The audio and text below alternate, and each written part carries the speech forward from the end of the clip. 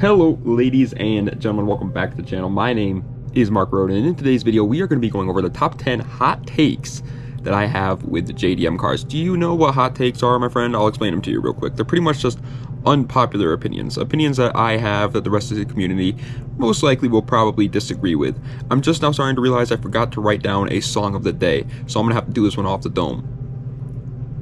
Song of the day is Party in the USA by, I believe, Miley Cyrus, but it could be Katy Perry.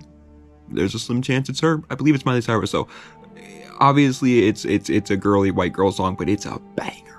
Okay, a banger. Without further ado, let's get right into it. Number 10. We're not wasting any time in the intros anymore due to that one guy's comment, and made sense, honestly. I don't like wasting people's time, so without further ado, let's get right into it with numero 10. And that, my friends, is that the FD RX-7 is the best JDM car of all time. You guys already know this if you're a Mark Roden fan, if you're a Mark Roden avid viewer, if you will. You already know how much of a FD RX-7 glazer I am. I freaking love these cars so gosh darn much, man. Listen, here's the thing. I understand what you're thinking. No, they're not. you're thinking to yourself, those are not the best JDM cars ever made. Okay, explain this then. What other JDM car has a rotary and pop-up headlights and taillights that connect in the rear? I can't think of any. The FC RX-7 has a rotary, has pop-up headlights, but the taillights don't connect in the rear. The FB RX-7 has taillights, has a rotary, but has pop-up headlights, but it has a rotary, but the taillights don't connect in the rear. The RX-8 doesn't have the pop-up headlights. It's just beautiful in every way, and then it's amazing too with the rotary. I understand that this one is obviously just personal opinion, and that's the reason why it's here at the number 10 spot, but gosh, I love it. Coming in at the number 9 spot is, like, I just realized also at the end of that one, I said it's personal opinion. Obviously, all of these are personal opinions, so I don't know why I said that. But either way, 9th place is that the AE86 is overrated. Yeah, I think the AE86 is a slightly, well, overrated. That's the only word I can really think of there. Listen, I've done a bunch of research on the AE86. I've looked it up. I've tried time and time again to figure out what it is that makes people love these cars. It is just not my personal cup of tea, I guess. My thing is, like, everybody's like, well, the engine's great for building really, really cheap power on such a very, very, very, very lightweight platform. Sure, but it's no longer cheap power anymore, and there are a significant number of cheaper platforms out there that are also going to build just as much power, if not more. Like, the engine's not that great. It was good for its time, sure, but nowadays, not really. I don't see the love for the 86, and I do like how they look, but not that much. 8th place is another one. However, I'm not going to say it's overrated. I'm going to say that the EK9 Civic doesn't excite me much. Again, this one I'm not saying is overrated, because I don't think the EK9 Civic is overrated. As a matter of fact, I think the EK9 Civic is a perfect example of a car that's better than the AE86 and deserves more love than the AE86, although it doesn't get it. Because again, it's just as lightweight as the AE86 is, and it's got a better motor in my opinion. However, I like Civics. You guys know that. I like Hondas in general. I have a Honda. I have an Acura Integra. Like, I love Hondas. They're awesome cars. But whenever I look at an EK9, I'm just like, yeah, it's cool, but like, am I going to drop the $20,000, $30,000 that they're asking for one of these cars on it? Absolutely not. I'm just going to build up an EG, or just build up an EM1. Like, build up just any one of these Civics, and it can outperform an EK9 very, very easily with very low amounts of money. And then the EK9 is just like, the 6th gen is okay, but not that good looking in my opinion. 7th place, this is where I think, this is like, before they were like hot takes, sure, like people are probably going to get a little upset about some of the things I said already, but this is where it's going to get to the point where, like, yeah, the TikTok boys are going to start trying to castrate me. 7th place is that the 350Z is the best bang for your buck JDM car out there right now. The reason why I said the TikTok kids are going to castrate me is because most regular people would look at 350Z statistics, and look at the car and be like, yeah, it's a really good car, especially for its price. But for some reason online, people got it in their heads now that VQs are like horrible, and I think it's because of the community behind them. I totally agree, by the way. People that buy VQs usually just beat the crap out of them and give VQ owners a bad name, but we're not all like that. There are a lot of us that like cars, and we like the VQ platforms. And the 350Z, I think, looks incredible, but obviously that's, 100% up to you. But everything else with it is insane for the price you're getting. You can find one for 5K still, yes, in 2025. It may be hard, but you have to be patient. And if you do, you get a rear-wheel drive, 300 horsepower, 6-speed manual transmission, limited slip differential from factory. Is it a little heavy? Sure, it's a 3,800-pound car. That's very, very heavy, as a matter of fact, especially for a JDM car. But overall, it's just such a good and there's a reason why people are swapping VQs into S chassis now. Coming in at 6th place, one thing I forgot to mention with the 350Z thing, though, by the way, is a lot of people also like to bring up the fact that VQs aren't that great for building power, especially VQ35s. They're not incredible or anything, but they're not, like, horrible. Like, I don't understand why people always bring that up. They're not, like, the worst car. It's not like they blow up at 350 horsepower. Like, you can get 400 to 500 horsepower out of these reliably without really having to worry too much. Either way, 6th place is that new Hondas are still cool. They're just different.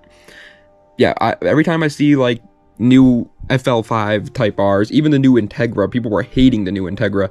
At first I hated the new Integra too, but it's really, really grown on me. Even the new Prelude, even though if they do decide to make that EV, I'm probably going to hate it, but the body style of that is really gorgeous. Like, the new Honda sports cars are really cool, and I like them a lot. I'm a big fan of them. There's even a new S2000 like concept thing that I saw that I was a big fan of. Obviously EVs suck, so please don't do that, but they still, like, yeah, compared to 90s Hondas, they aren't as lightweight and nimble as they were back then, but when you compare them to modern cars, they are still Hondas, if that makes any sense. Like, they're still lightweight compared to the average car, you know what I mean? It's just like, yeah, they've grown with the times and stuff like that, because what are they going to do if they're not going to get left behind? Coming in at 5th place, however, is a new car that I hate. The new Z, the R1, or RZ34, whatever they're calling it, is extremely boring, in my opinion. I don't care about this car at all, and I'm a massive Z fan. I genuinely thought, like, when they came out with a new Z after the 370Z, it was going to be like one of my favorite cars, because I'm one of the guys that I really don't mind modern cars. I think some modern cars are really cool. Everybody else in the car community hates them, but I really am one of those guys that I don't mind them. I think there are a lot of great ones. So I thought when they modernized the Z yet again, it was going to be great, because we waited for so long, and then they made it, and I was just like, that's it, you know, like, I'm a Z fan, man, and it's one of my least favorite Zs, if not the Z31 is probably my least favorite, and then it's that one, and then it's the 370Z. Like, the 370Z is better than it, in my opinion. Like, okay, performance-wise, it's obviously not. The 400Z is what I like to call it. I know it's not what it's called, but the 400Z is clearly a better car performance-wise, but in terms of, like, just excitement, I'm not excited at these cars at all. 4th place, I'm starting to realize I have a lot of Honda hot takes, apparently, because this is a 3rd Honda one already. In 4th place is that cheap Civics will never be a bad option. Never. They will, for what I mean by bad option is for people looking to buy a car. Whether, like, it literally is not, there's, like, no real world out there where a Civic is a bad option. Like, they're reliable, so if you want just a daily driver, they're there for you. However, they're good at building power. Almost every one of them, even, yes, new Civics, are good at building power, so even if you are a car guy, they're also there for you. The only thing I can understand some people saying is the front-wheel drive issue, and the fact that they are, you know, cheaply built and everything like that. Sure, but you're buying a, like right now, $5,000 Civics, I would say, are like the 8th and 7th generations. 9th gens are a little bit too much right now. And so those are great cars for the price that you're getting, man. They're absolutely incredible. And I don't think they ever will be a bad option. Like, 5 years from now, 6 years from now, when the 9th and 10th gens are the good ones to buy, the cheap ones, and the 7th and 8th gens are starting to get overrated, like the 6th and 5th gens are right now, I am still going to be like, yeah, that's a good option. Like, they will always just be incredible. And if you have a Civic and you see people online making fun of Civics or whatever, don't listen to them, because you made a good idea. You made a good deal, a good decision. That's the word I was looking for. Alrighty, lads. Coming in at 3rd place is definitely a very, very hot take. This take, we're probably at like 90-degree weather territory. If you're going outside with this take, wear short sleeves and shorts, because I think that the R32 and the R35 GTR are greater than the R34. I'll tell you just the way it goes, since there's only 4 of them. My favorite is the R32, then the R35, then the R34, then the R33 is my least favorite. But yeah, I know it's technically the best of the first 3, the Godzillas, the RB powered R34 or R chassis Nissans. I know that, you know, because they just worked out the kinks over time and made the best that they possibly could at the end of the run. I get that, but to me, man, something is so exciting about the R32, where it's like, it's so lightweight. It's the first one that did it, and every time that you see, like, home built like time attack R chassis cars, they're always the R32 and R35s. Realistically, the reason is probably because the R34 is too expensive to do anything with nowadays. People buy them for investments instead of builds. But like still, man, it's just, I don't know, they never really excite me that much. They're still super cool cars. Like if I see an R34 in real life, I'm obviously probably going to start beating it right there in my car. But like it's not the same as an R35 or an R32. Coming in at second place is yet again another one of my Mark Roden's good old modern cars are still cool rants, because second place is that the Mark V Supra lives up to the Supra name. And honestly, I'd even go as far as to say it's not better than the Mark IV. I don't think there's going to be many cars out there that live up to a Mark IV Supra, but it's a very, very, very good contender. The B58 that they put in this car, everybody hates that they put a German BMW motor in the car. But the Mark IV Supra was the same way. Like, they were not building the 2JZ in-house. That was built by, I believe, Yamaha, if I'm not mistaken. But let me know in the comments if I'm wrong there. But I know it wasn't made by Toyota, I'll tell you that much. So it's like, it was the same thing. It does make sense. And what would you rather them have tried to spend a ton of money building a freaking engine that would rival a 2JZ or realistically a modern day B58 just for them to fail, because let's face it, they probably would have failed, and then lose a ton of money on sales on these cars, and then just their company go bankrupt or something and never have the chance of getting a Mark VI Supra? Like, I like what they did. I think the B58 is a great motor to put in the Mark V Supra, and in terms of looks too, it looks great. It lives up to the tuning aspect too. The B58 is one of the biggest tuner motors out there right now. It's just a very, very good car in my opinion. All right, honorable mention, because I really can't defend this one. I think I'm wrong when I say this, but it's just my personal opinion, man. I think the Evo is greater than the WRX.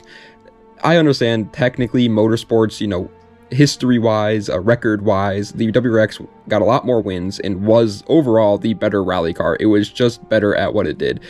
But for some reason, I just like the Evos better. I like how they look so much better. And it might just be because of where I'm from. Like I said, I've mentioned this in a lot of videos before, but I'm from Connecticut, and so we have winter, and so people up here that want to buy a sports car almost always buy WRXs because they're all-wheel drive, reliable sports cars, and so they can drive them in the winter and they don't have to worry. And so I see a ton of WRXs, so I'm kind of a little bit burnt out on them. But either way, man, I love the Evos. They're just so gorgeous. Alright, but first place, my hottest take in the JDM car world is that JDM cars that are built for time attack are much cooler than JDM cars that are built for drifting.